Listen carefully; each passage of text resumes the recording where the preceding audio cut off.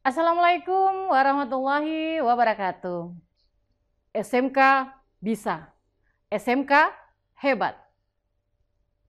Halo anak-anak, selamat berjumpa di video pembelajaran SMK bersama saya Ibu Isra. Pada kesempatan ini, Ibu akan menemani kalian dalam membahas gaya endogen dan bentang alam hasil gaya endogen dalam mata pelajaran Geologi Dasar.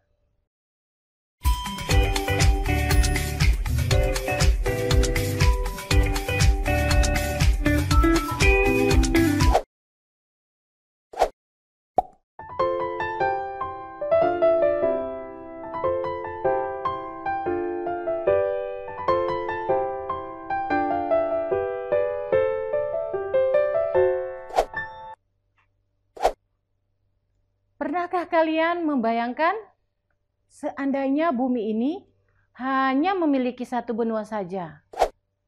Nah, hal-hal tersebut akan kita pelajari lebih mendalam pada materi gaya endogen dan bentang alam hasil gaya endogen.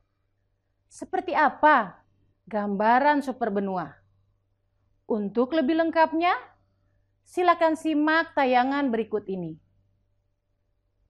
Anak-anak, hal pertama yang akan kita pelajari adalah mengenai gaya endogen. Gaya yang berasal dari dalam bumi, dan gaya ini dapat menggerakkan kulit bumi. Gaya endogen dapat mengangkat kulit bumi melebihi permukaan laut yang kemudian menjadi daratan. Gaya endogen juga memiliki sifat membangun, sehingga gaya ini disebut juga dengan gaya konstruktif. Gaya endogen sebagai pembentuk muka bumi dapat dibagi menjadi 3 jenis. Yang pertama, tektonisme, atau biasa juga disebut dengan diatropisme. Dalam tektonisme, terdapat beberapa gerakan, yaitu yang pertama, gerak epirogenesa, yaitu gerakan pada lapisan kulit bumi yang menyebabkan pengangkatan dan penurunan permukaan bumi yang berlangsung sangat lambat, serta gerakannya meliputi wilayah yang sangat luas.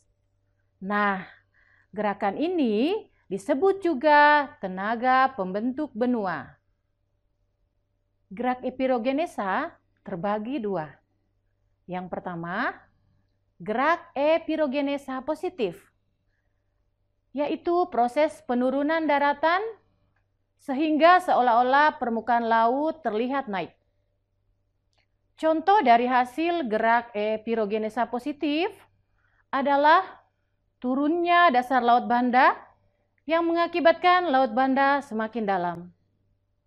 Yang kedua, gerak epirogenesa negatif, yaitu proses naiknya sebuah daratan sehingga seolah-olah permukaan laut terlihat turun. Nah, contoh hasil gerak epirogenesa negatif adalah naiknya daratan pantai Pulau Nias karena gempa tektonik.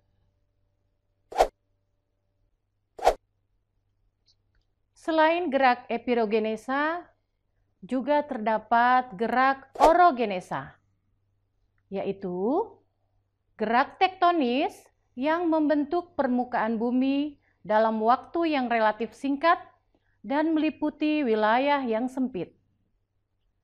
Anak-anakku, gerak orogenesa dapat menyebabkan terjadinya struktur geologi, antara lain yang pertama, lipatan atau folding.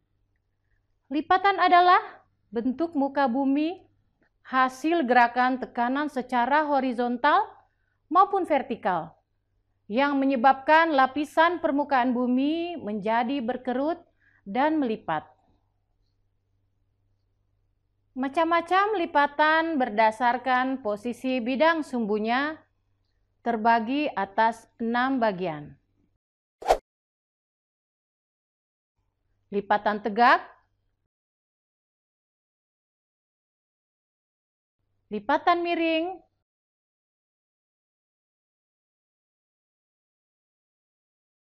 lipatan menggantung, lipatan isoklinal,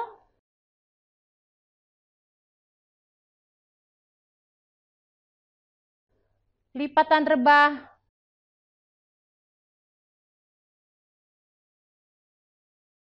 dan lipatan sesar sungkup.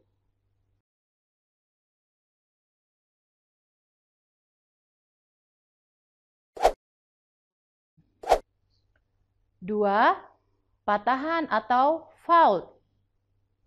Patahan adalah permukaan bumi hasil dari gerakan tekanan horizontal dan vertikal yang menyebabkan lapisan bumi menjadi retak dan patah.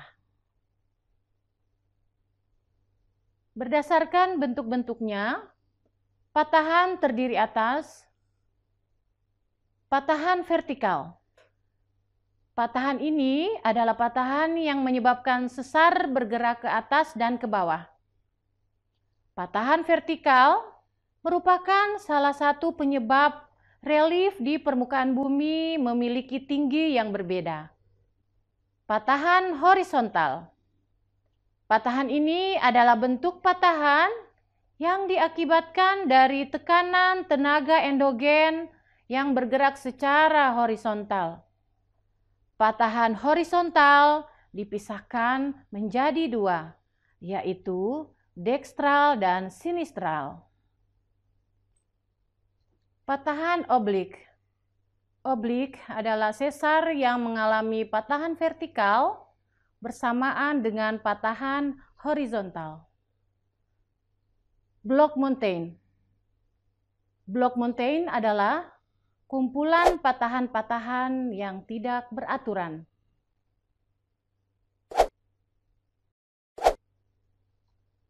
Vulkanisme adalah tenaga endogen yang menyebabkan magma naik ke permukaan bumi. Proses penerobosan magma ke permukaan bumi dibedakan menjadi dua, yaitu intrusi magma adalah proses penerobosan magma ke dalam lapisan batuan tetapi tidak mencapai ke permukaan bumi. Macam-macam bentuk intrusi magma. Batolit adalah batuan beku yang terbentuk di dalam dapur magma sebagai akibat penurunan suhu yang sangat lambat. Lakolit, magma yang menerobos ke atas dan terhenti oleh lapisan batuan sedimen. Pada tahap ini, tekanan magma yang kuat menyebabkan lapisan di atas batuan sedimen menjadi cembung. Keping intrusi atau biasa juga disebut dengan sill adalah lapisan magma yang tipis menyusup di antara lapisan batuan. Intrusi korok atau gang adalah batuan hasil intrusi magma memotong lapisan atmosfer dengan bentuk pipi atau lempeng. Apofisa, semacam cabang dari intrusi gang namun lebih kecil. Diatrema, batuan yang mengisi pipa lapisan berbentuk silinder, mulai dari dapur magma sampai ke permukaan bumi. Ekstrusi magma adalah proses penerobosan magma mencapai permukaan bumi dan membentuk gunung api. Tipe-tipe gunung api. Gunung api perisai. Gunung api ini memiliki alas yang luas dan bentuk lereng yang sangat landai. Hal ini disebabkan karena sifat erupsinya yang berupa letusan efusif atau magma yang keluar dengan cepat, mengalir dan menyebar di sekitar area gunung api. Gunung api Mar yang berbentuk corong atau kubah. Gunung api ini memiliki kawah di bagian puncaknya. Kata Mar sendiri berarti danau tektonik yang terjal. Danau ini terbentuk karena sifat erupsi yang eksplosif atau letusannya yang kuat. Gunung api strato atau kerucut. Gunung ini terjadi karena adanya letusan dan lelehan atau eksplosif dan efusif yang terjadi secara terus-menerus dan bergantian. Sehingga gunung ini membentuk suatu kerucut yang lerengnya berlapis-lapis akibat letusan-letusan sebelumnya. Seisme atau gempa adalah getaran yang terjadi pada lapisan kulit bumi yang bersumber dari lapisan litosfer bagian dalam. Berdasarkan penyebabnya, gempa bumi terbagi atas gempa tektonik, yaitu gempa yang mengiringi gerakan tektonik, baik rekahan dan patahan, secara mendadak. Sebagian besar gempa yang terjadi di bumi merupakan gempa tektonik. Gempa tektonik yang bersumber di dasar laut biasanya akan diikuti dengan gelombang besar, yang biasa juga disebut dengan tsunami. Gempa vulkanik yaitu terjadi karena letusan gunung berapi. Gempa runtuhan yaitu gempa yang terjadi karena runtuhan dan terjadi di daerah yang terdapat banyak rongga-rongga di bawah tanah. Seperti daerah Kapur yang terdapat banyak gua-gua dan sungai bawah tanah, dan di daerah pertambangan yang terdapat rongga-rongga di bawah tanah akibat dari penggalian bahan-bahan tambang. Gempa buatan yaitu gempa yang terjadi akibat ulah manusia. Contoh dari gempa jenis ini adalah adanya gempa yang diakibatkan peledakan bom. Bom besar dapat membuat getaran yang amat kuat sehingga mampu menghancurkan benda-benda di sekeliling kita. Baik anak-anak, demikianlah pembahasan mengenai gaya endogen dan bentang alam hasil gaya endogen. Selalu semangat belajar anak-anakku di mana saja kalian berada. Sampai jumpa di episode pembelajaran berikutnya. Terima kasih.